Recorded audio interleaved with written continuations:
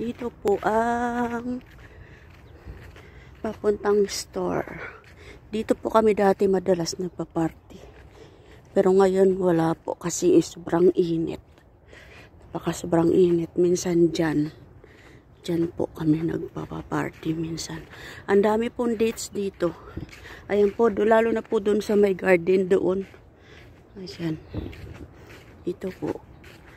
Papuntang store. Ang ganda ng ganito sa pader sa bahay. Ang ganda. Ang ganda nito. Pag ganito yung kural mo sa bahay mo, ang magnanakaw mahihirapan lumabas. Kasi parang ano na rin siya, parang kural na rin na hindi basta-basta ang tao makalusot.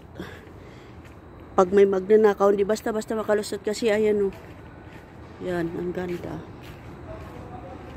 Ayan, dito po kami.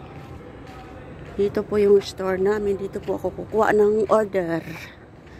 Dito po ako kukuha ng order na tinapay pang breakfast bukas.